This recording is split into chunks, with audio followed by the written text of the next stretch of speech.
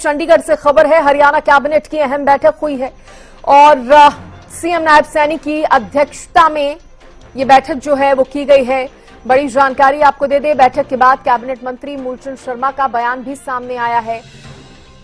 Cabinet मंत्री मूलचंद शर्मा ने कहा, पुलिस, किसान, पानी समेत कई अहम मुद्दों पर चर्चा हुई है।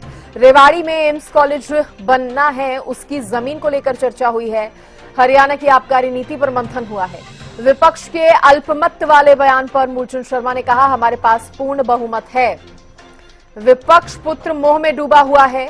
मूलचंद शर्मा ने बीजेपी की जीत का भी दावा कर दिया है। तो देखिए, इस बैठक के बाद कैबिनेट मंत्री मूलचंद शर्मा की तरफ से तमाम जानकारियां दी गई हैं, तमाम बयान उन्होंने दिए हैं। सबसे पहले उन्होंने बताया कि पुलिस, किसान, पानी समेत कई अहम मुद्दों पर चर्चा हुई है। रेवाड़ी में एम्स कॉलेज बनाना है, उसकी जमीन को लेकर चर्चा हुई है और इसके साथ ही हरियाणा की आबकारी नीति पर भी मंथन हुआ है।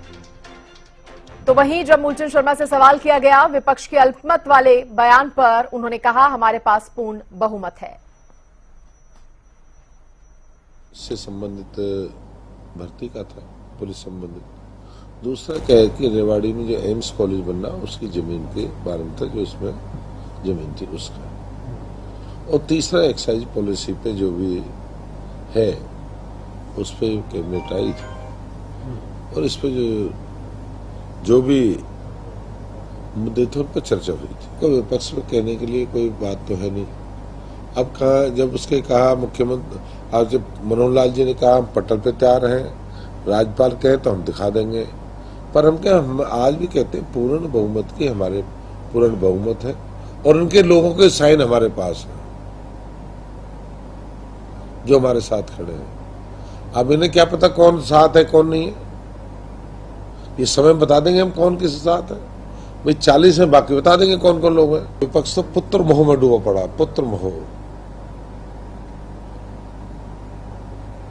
जैसे कौरव पुत्र मोह में लौट गया, दुर्योधन मोह में कुछ भी नहीं चाहिए। दुर्योधन के मोह में राज, दुर्योधन राज का मालिक बनना चाहिए। ये तो पुत्र मोह में मर चुके, इन्हें कोई परवाह किसी की नहीं है, ना प्रदेश की परवाह, ना किसी क्षेत्र की परवाह, ना हरियाणा की परवाह, ना किसी लोगों की परवाह। इनको तो एक ही काम है, इन्हें क्या लेना है ना।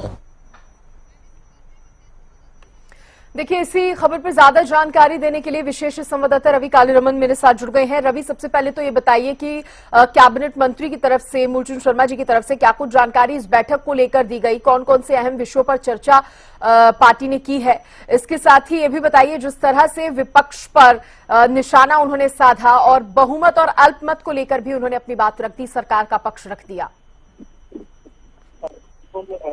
कैबिनेट की बैठक बनवाने के बाद कैबिनेट मंत्री मूलचंद शर्मा का बयान आया है।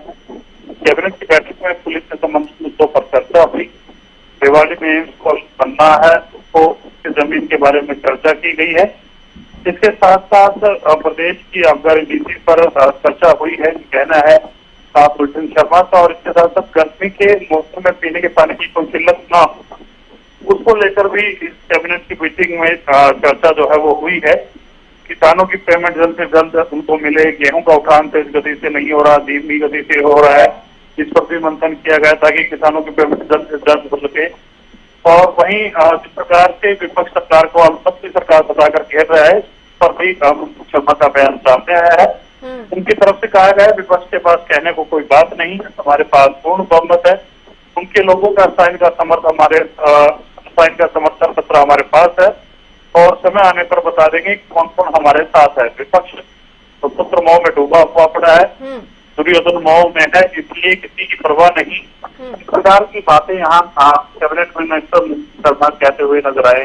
लेकिन अभी एक तो बैठक के बाद उनका ये बयान सामने आया है और इससे पहले कंवरपाल गुर्जर की तरफ से भी इसी तरह की बात प्रेस कॉन्फ्रेंस करके कही गई थी कि सरकार बहुमत साबित करने के लिए तैयार है, अल्पमत में नहीं है सरकार।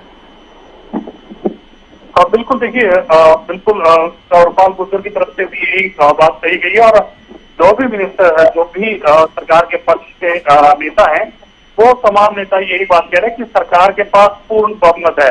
अगर फ्लोर टेस्ट की जरूरत हुई, फ्लोर टेस्ट अगर होता है तो सरकार अपना बहुमत साबित करा करके दिखा देगी। देखिए, नंबर्स के हिसाब से हालांकि बीजेपी के पास बहुमत नहीं है, लेकिन जिस प्रकार से वो मुख्यमंत्री मनोहर लाल ने तमाम बीजेपी विधायकों से मुलाकात की, उसके बाद कहीं ना कहीं ये बताया जा रहा है कि वापस का समय आएगा तो कहीं ना कहीं जेजेपी के विधायक भारतीय जनता पार्टी के साथ जाते हुए दिख सकते हैं।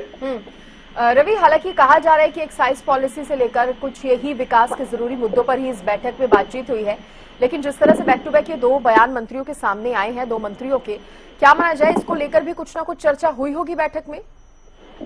देखिए, ऑफिशियल तौर पर तो कहीं ना कहीं जिस प्रकार से तमाम मंत्री बयान दे रहे हैं कि अल्पमत को लेकर और इस प्रकार की बातों को लेकर कैबिनेट में कोई बैठक बातचीत नहीं हुई, लेकिन जब तमाम प्रदेश के तमाम मंत्री एक बैठक करते हैं, कैबिनेट की बैठक होती है, तो जाहिर सी बात है कई मुद्दों पर उस पर चर्चा होती है। तो हो सकता है कि इस बैठक में कहीं ना कहीं प्रोटेस्ट को लेकर या फिर जिस प्रकार से विपक्ष सरकार को घेर रहा है, सत्ता पक्ष को घेर रहा है, उसको लेकर इस बैठक में बातचीत हुई हो।